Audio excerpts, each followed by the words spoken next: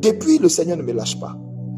Il me parle de l'AES. Il me parle de l'AES et il m'a montré une tentative de déstabilisation qui est en préparation.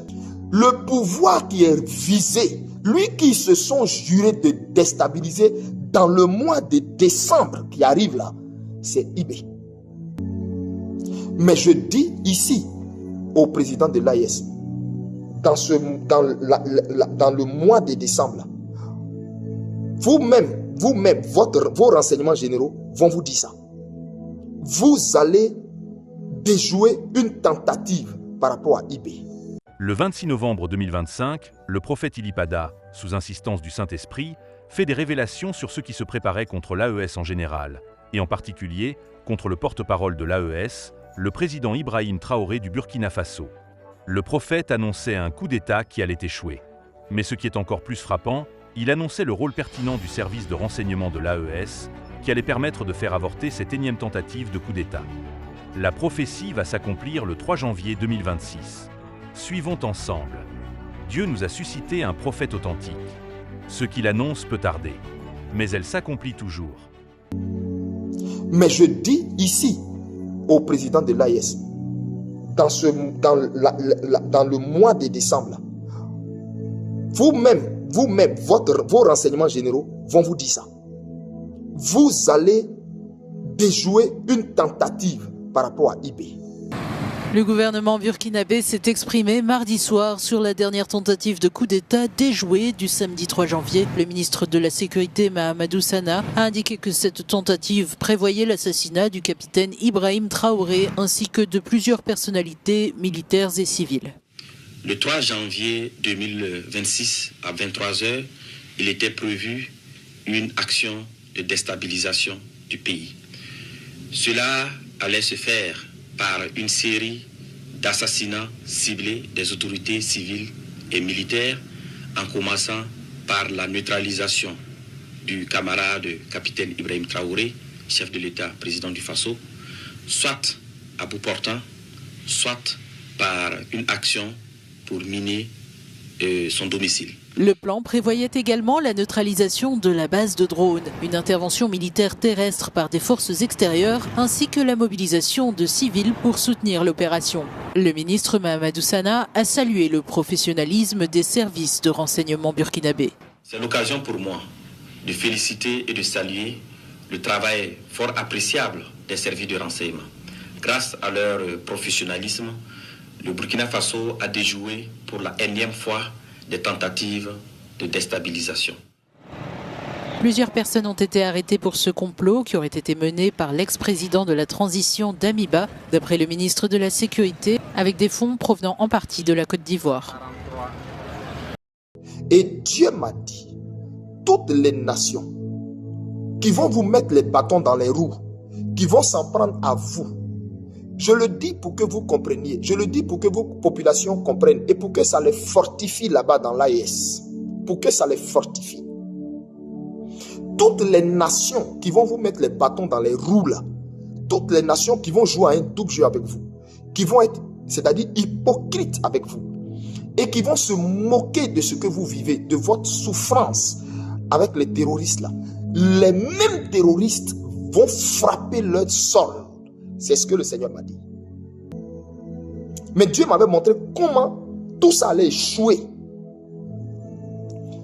Dieu m'avait montré comment ils allaient maintenant commencer à attaquer les routes de l'AES, mais particulièrement du Mali. Dieu m'avait montré ça. Mais Dieu m'a montré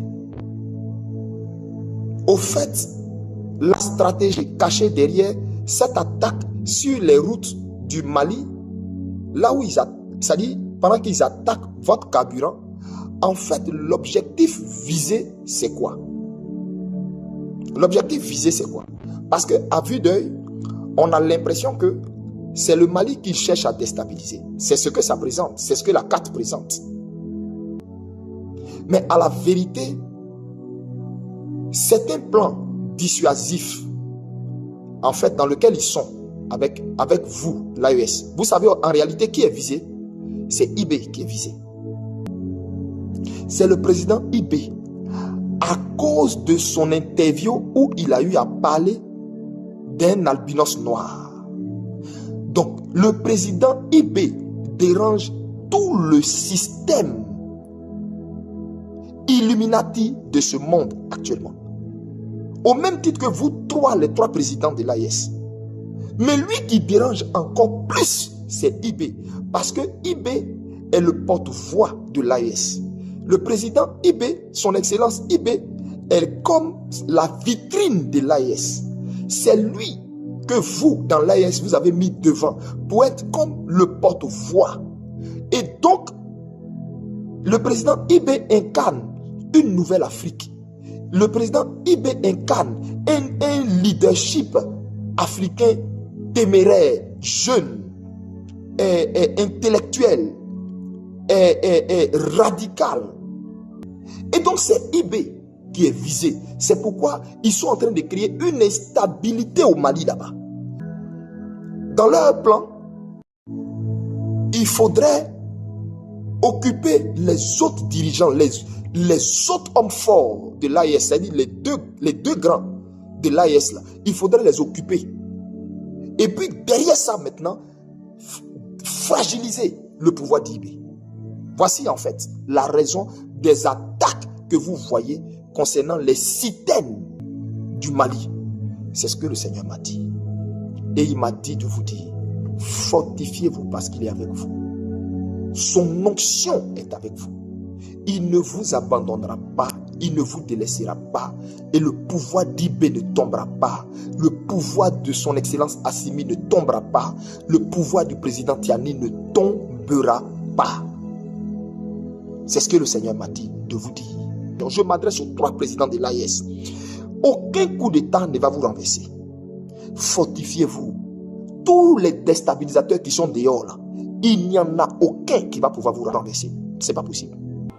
3 janvier 2026, 23h. Alors que Ouagadougou s'apprête à basculer dans une nouvelle année, un plan d'assassinat ciblé et d'infiltration terroriste est stoppé net par les services de renseignement. Qui sont les cerveaux? Quel est le rôle de l'axe Ouaga-Lomé? Et que s'est-il vraiment passé à la frontière ghanéenne? Voici l'enquête intégrale sur les événements qui ont fait trembler le pays des hommes intègres. Dans la nuit du samedi 3 au dimanche 4 janvier 2026, le Burkina Faso a frôlé un nouveau tournant de son histoire politique. Alors que le pays est dirigé par une transition militaire sous l'égide du capitaine Ibrahim Traoré. Depuis septembre 2022, une tentative de déstabilisation de grande ampleur a été neutralisée in extremis. Cette nuit-là, les rumeurs de coup d'État ont envahi les réseaux sociaux, provoquant une onde de choc à Ouagadougou et Bobo-Dioulasso. Mais derrière les rumeurs se cache une réalité opérationnelle complexe. Des arrestations d'officiers, des interceptions de communication et des mouvements de troupes suspects aux frontières. Au cœur des enjeux de sécurité nationale du Sahel, l'alerte a été donnée aux alentours de 23h GMT le samedi 3 janvier 2026. À cet instant précis, un plan visant à renverser les institutions de la transition devait être déclenché. Selon des sources sécuritaires de haut rang, l'intervention rapide des forces de défense et de sécurité FDS a permis de couper l'herbe sous le pied des conjurés. À Ouagadougou, l'atmosphère est devenue électrique en quelques minutes. Les quartiers stratégiques de la capitale ont vu apparaître des mouvements inhabituels de population et de patrouilles de sécurité. Des témoins rapportent que des points sensibles tels que les casernes militaires et les bâtiments officiels ont été immédiatement placés sous surveillance accrue. Au sud de la ville, le camp militaire général Babassi a été le théâtre d'un déploiement massif de véhicules blindés et de soldats armés, confirmant que la menace était prise au plus haut niveau. À Bobo-Dioulasso, la deuxième ville du pays, la situation était tout aussi tendue. Des rassemblements spontanés ont été observés dès que les premières alertes ont circulé sur les réseaux sociaux. L'appel à la veille citoyenne a retenti dans la nuit. Ne dormez pas, cette nuit n'est pas une nuit de sommeil. Le premier acte décisif de cette nuit a été l'interpellation du cerveau présumé du complot. Bien que son identité n'ait pas été officiellement divulguée dans les premières heures, son arrestation a permis la saisie d'un matériel crucial, son téléphone portable. Les enquêteurs y ont découvert des données qualifiées de très compromettantes ou hautement compromettantes, révélant l'étendue du réseau et les noms des complices. Cette heure n'était pas un incident isolé, mais le point culminant de plusieurs mois de méfiance interne au sein de l'armée. En septembre 2025, des déjà, des militaires avaient été interpellés pour atteinte présumée à la sûreté de l'État. Cette répétition des tentatives de déstabilisation souligne le climat politique burkinabé tendu, où chaque nuit peut devenir celle d'un basculement. Le plan de déstabilisation du 3 janvier 2026 n'était pas une simple mutinerie, mais une opération coordonnée visant des infrastructures stratégiques et des personnalités clés. L'enquête a révélé 3 piliers majeurs dans cette tentative de coup d'État: l'affaiblissement technologique, l'infiltration terroriste et le soutien financier interne. Le premier objectif était de paralyser le ciel burkinabé. Les comploteurs avaient prévu l'assassinat du commandant de la base de drones. C'est un point fondamental dans la guerre que mène le Burkina Faso contre les groupes armés terroristes. Les drones et les capacités d'intervention aérienne sont le fer de lance de l'armée. Détruire cette infrastructure ou neutraliser son commandement visait à rendre les FDS aveugles et incapables de soutenir les troupes déployées sur le territoire. Comme le souligne une analyse, il n'y a rien de plus criminel que de vouloir détruire les capacités aériennes d'un pays en pleine guerre contre le terrorisme. Le deuxième pilier consistait en l'infiltration de mercenaires et de terroristes. Le plan prévoyait que des groupes armés positionnés aux frontières pénètrent sur le territoire pour attaquer des installations étatiques clés et provoquer l'effondrement du régime. L'idée était de créer un chaos urbain et une mutinerie pour faciliter l'intervention d'un commando extérieur. Le troisième volet concerne les soutiens civils et économiques. L'exploitation du téléphone du suspect principal a conduit à l'arrestation de plusieurs complices, dont des opérateurs économiques. Ces acteurs auraient fourni le soutien logistique et financier nécessaire à l'opération. Enfin, l'enquête évoque des soupçons de soutien internationaux. Certains pays occidentaux auraient promis un appui logistique et aérien pour faciliter la chute du président Ibrahim Traoré. Bien que ces accusations n'aient pas été prouvées par des documents officiels publics, elles alimentent un climat de défiance envers les puissances étrangères accusées d'ingérence. Au cœur des soupçons de cette tentative de déstabilisation se trouve une ville, Lomé, la capitale du Togo. Les autorités et les services de renseignement burkinabais désignent une organisation pilotée depuis l'extérieur avec un nom qui revient avec insistance, celui du lieutenant-colonel Paul-Henri Sandaogo Damiba. Damiba, qui a lui-même pris le pouvoir par un coup d'État en janvier 2022 avant d'être évincé par Ibrahim Traoré en septembre de la même année, vit en exil au Togo. Depuis sa chute, selon plusieurs sources sécuritaires, il serait l'instigateur et le coordinateur de l'opération du 3 janvier. Il aurait agi en lien avec des relais internes. Par le passé, Damiba a été accusé d'avoir renié ses propres proches ou officiers après l'échec de complots précédents. On cite notamment les cas des officiers Hamza, Evrar ou encore de son propre oncle que Damiba aurait désavoué une fois qu'ils étaient tombés dans les filets des services de sécurité. Les sources indiquent que Damiba jouerait sur la peur et la haine envers le régime actuel pour recruter des enfants perdus de la République. Cette situation crée une tension diplomatique latente entre Ouagadougou et Lomé. Bien que le Togo accueille Damiba pour des raisons humanitaires ou diplomatiques, le Burkina Faso voit en cette présence une menace constante pour sa stabilité nationale. Face à la menace de coup d'État, un phénomène unique s'est produit dans la nuit du 3 janvier, la mobilisation massive de ce qu'on appelle la veille citoyenne ou les Wayignans. Ces partisans du capitaine Ibrahim Traoré considèrent leur présence dans la rue comme le seul rempart efficace contre les comploteurs. Sous le leadership de la section locale de la veille citoyenne, les jeunes Boboulais ont affirmé que le développement amorcé depuis 2 ou 3 ans ne devait pas être stoppé par des fossoyeurs. Pour le gouvernement, c'est un soutien indéfectible. Pour les observateurs, c'est le signe d'une société burkinabé sous tension permanente où la méfiance règne entre civils et entre militaires. Alors que Ouagadougou bruissait de rumeurs de complot, un événement étrange est survenu quelques jours plus tôt à la frontière sud du pays. Le 1er ou 2 janvier 2026, les forces de sécurité ghanéennes ont interpellé 17 soldats burkinabés lourdement armés dans le district de Sissalaïst, région de l'Upper West, près de la localité de Wourou, alors qu'ils étaient en train d'installer une position de combat avec des sacs de sable. Dans le contexte du complot du 3 janvier, certains se demandent si ces mouvements à la frontière n'étaient pas liés à une tentative d'infiltration plus large ou à une manœuvre de diversion. Le Burkina Faso ne vit pas ces crises en vase clos. La tentative de déstabilisation du 3 janvier s'inscrit dans un contexte régional et mondial marqué par des tensions extrêmes. Sur le plan régional, le Burkina Faso est au cœur de la tourmente sahélienne. La recrudescence des attaques terroristes et les tensions politiques autour des régimes de l'Alliance des États du Sahel créent un environnement de nouvelles guerres froides. Le Burkina Faso doit composer avec des voisins parfois hostiles ou méfiants, comme en témoigne la crise diplomatique entre le Bénin et le Niger, conduisant à la fermeture de l'ambassade du Bénin à Niamey le 5 janvier pour des accusations d'activités subversives. Sur le plan international, le sentiment anti-occidental grandit. Les autorités burkinabais et leurs partisans soupçonnent des pays occidentaux de vouloir renverser les régimes qui se tournent vers de nouveaux partenaires comme la Russie. Cette méfiance est exacerbée par les événements mondiaux. Au même moment, l'actualité était dominée par l'invasion militaire du Venezuela par les États-Unis et l'enlèvement du président Nicolás Maduro. Le Tchad et le Ghana ont d'ailleurs fermement condamné cette opération américaine, y voyant une violation flagrante du droit international. Pour beaucoup au Burkina, ce qui arrive au Venezuela est un avertissement de ce que les puissants impérialistes pourraient tenter en Afrique. Enfin, la stabilité du pays est aussi une affaire de gouvernance interne. Le capitaine Ibrahim Traoré doit non seulement faire face à des complots militaires, mais aussi maintenir une cohésion sociale dans un pays où les rumeurs peuvent enflammer la rue en quelques heures. La découverte de complices parmi les opérateurs économiques montre que la lutte pour le pouvoir au Burkina Faso est aussi une lutte pour le contrôle des ressources et des réseaux financiers. Le complot du 3 janvier 2026 a été déjoué, mais il laisse derrière lui un Burkina Faso plus vigilant que jamais. Les arrestations se poursuivent et l'enquête devra déterminer avec précision le degré d'implication de Paul-Henri Sandaogo Damiba et de ses éventuels soutiens extérieurs. Pour le gouvernement de transition, cette victoire sécuritaire est une preuve de l'efficacité de ses services de renseignement. Pour les partisans de la veille citoyenne, c'est une validation de leur rôle de protecteur de la révolution. Mais pour le citoyen burkinabé moyen, c'est un rappel brutal de la fragilité de la paix dans un pays entouré de menaces terroristes et de tensions géopolitiques. L'histoire nous dira si ce complot de minuit était le dernier sursaut d'une ancienne garde ou le signe d'une instabilité qui continuera de hanter le pays des hommes intègres. Une chose est sûre, au Sahel, le sommeil est un luxe que les dirigeants ne peuvent plus se permettre. Cette enquête vous a aidé à mieux comprendre la situation.